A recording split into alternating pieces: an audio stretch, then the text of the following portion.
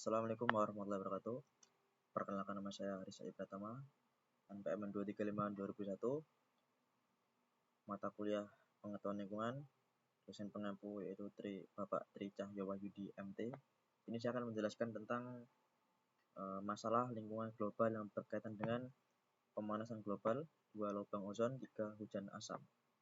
Oke, saya akan bacakan. Yang pertama, masalah kerusakan lingkungan hidup menjadi salah satu isu yang sering dibahas baik oleh pemerintah, peneliti, dan badan organisasi lokal maupun internasional. Hal tersebut telah menarik perhatian secara serius secara global oleh beberapa negara sejak mulai 1970-an, tepatnya setelah diselenggarakan konferensi PBB tentang lingkungan hidup di Stockholm yang berlangsung selama 5-11 Juni 1972.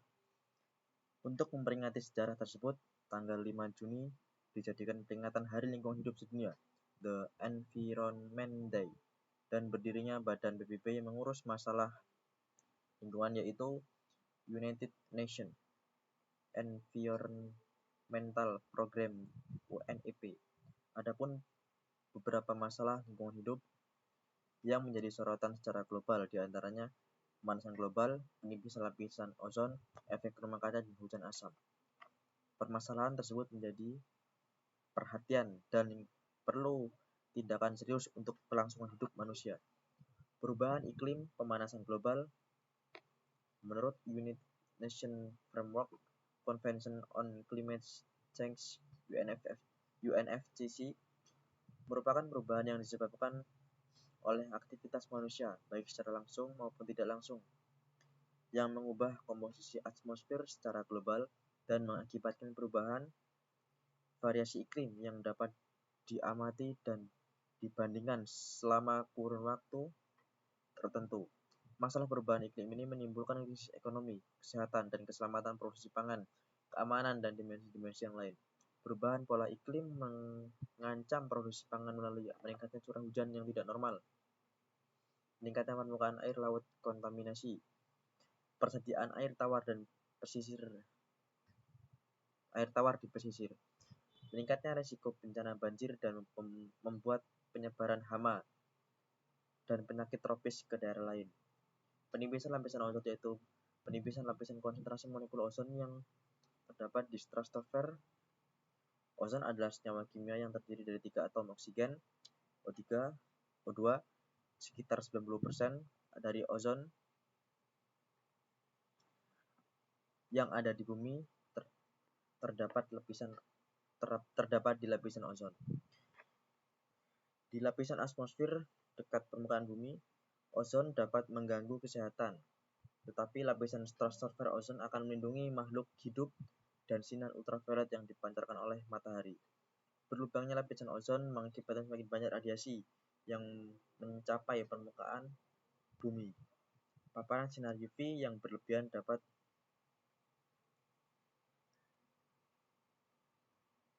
mengakibatkan kanker kulit, katarak, dan memperlemah sistem kekebalan tubuh manusia. Pada sisi lain, peningkatan radiasi UV juga mengakibatkan berkurangnya hasil panen dan gangguan pada rantai makanan di laut. Efek rumah kaca, greenhouse effect, yaitu adanya gas pencemar polutan yang akan melapisi bumi sehingga sinar matahari yang berhasil menerobos panasnya akan tertahan dan tidak dapat melepas kembali ke atmosfer bebas. Dengan kata lain, suhu dalam rumah kaca lebih tinggi karena panasnya tidak dapat menembus kaca. Sebenarnya bila bumi ini tidak ada gas polutan yang membentuk gas rumah kaca GRK seperti CO dan CA2 metana, maka suhu rata-rata permukaan bumi hanyalah minus 18 derajat Celcius. Suhu yang dingin bagi kehidupan makhluk hidup. Tetapi dengan meningkatnya kadar GRK akan meningkatkan pula ERK, efek rumah kaca, sehingga suhu permukaan bumi akan naik pula sehingga menyebabkan pemanasan global. Hujan asam merupakan campuran materi asam nitrit dan asam sulfit baik secara basah dan kering dari atmosfer melebihi jumlah normal. Penyebab atau unsur kimia.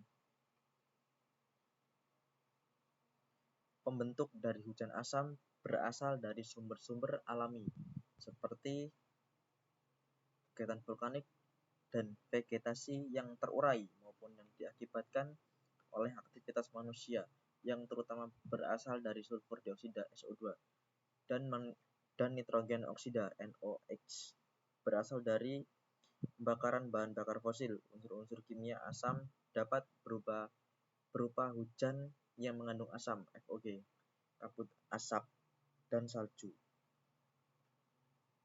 Jika unsur-unsur asam di udara tertiup angin di mana kondisi cuaca lembab, unsur kimia tersebut akan jatuh ke tanah dalam bentuk hujan salju, kabut asap. Setelah jatuh ke bawah dan mengalir akan mempengaruhi bermacam-macam tanaman dan hewan. Dengan memahami kerusakan lingkungan global, sudah saatnya bagi anak bangsa harus memiliki sikap peduli lingkungan, dimulai dari diri sendiri bersama seluruh masyarakat dan mendukung program pemerintah untuk kehidupan manusia sosial. Oke, sekian dari presentasi saya. Haris Hadi Pratama, mohon undur diri. Bila ada salah kata saya mohon maaf. Kepada Allah saya mohon ampun. Wassalamualaikum warahmatullahi wabarakatuh.